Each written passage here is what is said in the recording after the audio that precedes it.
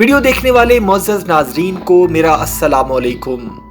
ناظرین محترم، مریم نواز کی طرف سے جو معزز حاضر سروس ججز کے خلاف جو گندی زبان استعمال کی گئی، ان کو برا بھلا کہا گیا، ان کو بائسٹ بولا گیا اور ان کی انٹیگریٹی پر انگلیاں اٹھائی گئیں، اس پر وکلا برادری نے بڑا ہی سخت رد عمل دیا ہے۔ وکلا برادری مریم نواز اور ان کے ججز کے خلاف بیانات پر تپ گئی ہے۔ ججز کے خلاف جو تضحیک آمیز حرکتیں کی جا رہی ہیں، اس کا جواب آنا شروع ہو گیا ہے اور وکلا نے ایسے وکلا جو پی ڈی ایم جماعتوں کے اعلی کار بن کر امپورٹڈ حکومت کا حصہ بنے ہوئے ہیں کو مکمل طور پر ریجیکٹ کرتے ہوئے ان کے خلاف ووٹ ڈال دیا ہے۔ کیونکہ لاہور ہائی کورٹ بار کے الیکشنز ہوئے ہیں اور آج سے پہلے لاہور ہائی کورٹ بار میں مسلم لیگ نون ہمیشہ سے طاقتور جماعت رہی ہے اور انہوں نے یہاں ہمیشہ سے منوپلی کیے رکھی ہے، لیکن اب ادھر بھی تبدیلی آ چکی ہے۔ لاہور بار کے الیکشنز میں مسلم لیگ نون کا حمایت یافتہ گروپ احسن بھون گروپ ہے اور پاکستان تحریک انصاف کا حمایت یافتہ گروپ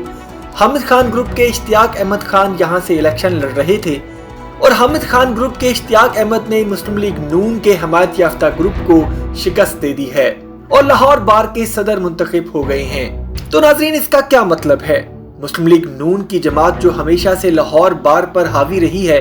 وہاں سے بھی اس کے قدم اکھاڑ پھینکے ہیں پاکستان تحریک انصاف نے۔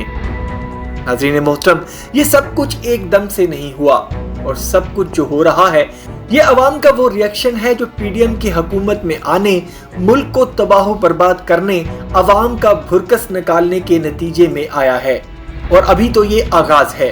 ابھی تو مسلم لیگ نون اور دیگر پی ڈی ایم کی جماعتیں اپنے کالے کرتوتوں کے چلتے بہت کچھ کھو دیں گی اور ان کی سیاسی قبر بھی لاہور کا تخت ہی ثابت ہوگا جو آج سے چند سال پہلے مسلم لیگ نون کا گڑھ سمجھا جاتا تھا، کیونکہ اب نہ تو عوام ان کے ساتھ ہے اور نہ ہی حالات ان کے ساتھ ہیں اور اب اسٹیبلشمنٹ بھی ان کو اپنے گلے سے اتارنے کی بھرپور کوشش کر رہی ہے، کیونکہ ان کے اپنے ہاتھ تو گندے اور کالے ہیں۔ ان کی وجہ سے اب اسٹیبلشمنٹ بھی گندی ہو رہی ہے اور اسٹیبلشمنٹ یہ کبھی بھی نہیں چاہے گی کہ وہ ان کے ہاتھوں عوام کے اندر گندی ہو جائے،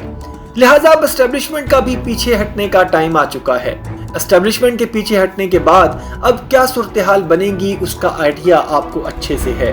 دوسری طرف عمران خان پر جو لاڈلا اور سلیکٹڈ حکومت کے الزامات لگتے رہے ہیں، وہ ان لوگوں کے منہ پر تمانچے بھر کر لگ رہے ہیں،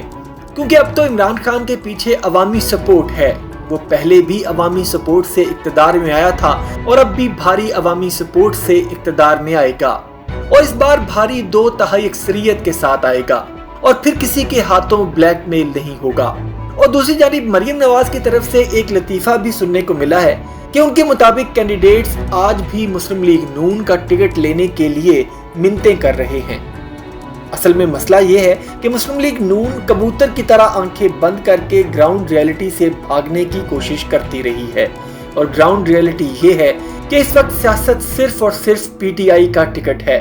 پی ٹی آئی کا ٹکٹ جس کے پاس ہوگا، سیاست اسی کی ہوگی اور اس حقیقت کو مسلم لیگ نون ابھی تک سمجھ نہیں پائی اور جتنی جلدی سمجھ لے گی اتنا ہی اس کے لیے بہتر ہے۔ ناظرین، اب سوال یہ ہے کہ مسلم لیگ نون کا ایک دم سے ججز کے اوپر تنقید کا آخر مقصد کیا ہے؟ اس کا سب سے پہلے جواب تو کپتان عمران خان نے خود دیا ہے کہ ججز پر تنقید کا واحد مقصد الیکشن سے فرار حاصل کرنا ہے۔ تو خان صاحب کی بات کتنی ویلڈ ہے، ہم اس کو تھوڑا سمجھنے کی کوشش کرتے ہیں۔ ناظرین دیکھیں، اب حالات جو ہیں وہ ہر طرف سے پی ڈی ایم کے اگینسٹ جا رہے ہیں۔ الیکشن ڈیلے کا از خود نوٹس لیا جا چکا ہے اور آئین اور قانون کے مطابق اس کا فیصلہ یہی آنے والا ہے کہ 90 روز کے اندر اندر یا اس کے آس پاس الیکشن ہونے چاہیے۔ مسلم لیگ نون کے پاس الیکشن میں جانے کے لیے کچھ بھی نہیں ہے اور اس بات کا انہیں اچھے سے پتا ہے اور اب ایسی صورتحال میں مسلم لیگ نون ایک گندا کھیل کھیلنے جا رہی ہے۔ اس بارے میں میں نے اپنے پچھلے ولاگ میں بھی ذکر کیا تھا کہ مسلم لیگ نون اب کسی نہ کسی طرح ایک بیانیہ گھڑنا چاہتی ہے کہ جس کو لے کر وہ الیکشنز میں جا سکیں۔ اب جیسے ہی عدالت نے الیکشن کا از خود نوٹس لیا ہے تو مسلم لیگ نون نے فوراً اس کیس کے بینچ میں شامل 2 ججز پر گندی تنقید کرنی شروع کر دی ہے اور جسٹس مظاہر علی نقوی کے خلاف ناجائز اثاثے رکھنے کا پروپیگنڈا کیا جا رہا ہے۔ آخر یہ سب کچھ کرنے کا مقصد کیا ہے؟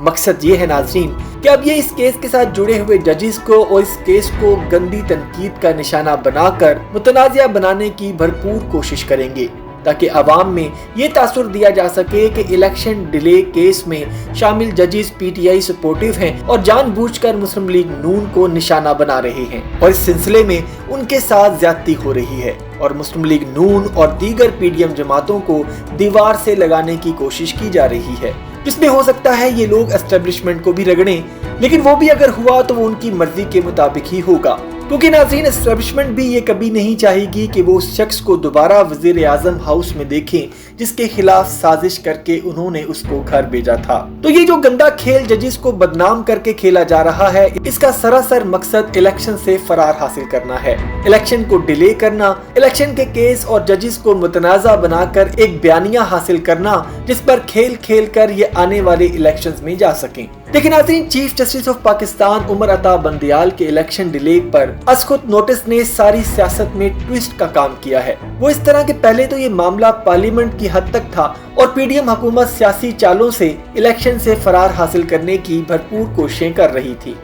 फिर जब मुल्क की सबसे बड़ी अदालत और मुल्क के सबसे बड़े जज ने ये देखा कि इम्पोर्टेड हुकूमत का आइन शिकनी करने का मुकम्मल इरादा बन चुका है और इलेक्शन तो होते नजर नहीं आ रहे, तो फिर आइन की हिफाजत को देखते हुए चीफ जस्टिस ऑफ पाकिस्तान ने इसका असखुद नोटिस ले लिया। उसके बाद सूरत हाल यकसर तब्दील हो गई और अब गेम जो है वो पीडीएम और एस्टेब्लिशमेंट के हाथ से निकल गई है। फिर इन्होंने एक नया हरबा ये निकाला है कि अदलिया को बदनाम किया जाए और इस केस के बेंच में शामिल जजेस पर कीचड़ उछाला जाए और उनको मुतनाज़ा बनाकर सुप्रीम कोर्ट पर यह दबाव डाला जाए कि वो इस केस का फैसला या तो जल्दी ना करें या फिर उनके खिलाफ दे दें। लेकिन अब बात अगर आइन और कानून की है और आइन कहता है कि इलेक्शंस 90 दिन के अंदर अंदर होने चाहिए, तो आइन से बाहर तो कोर्ट फैसला नहीं दे सकती। और एक तरफ पीडीएम की हामी वकला बरादरी भी सुप्रीम कोर्ट पर जोर डाल रही है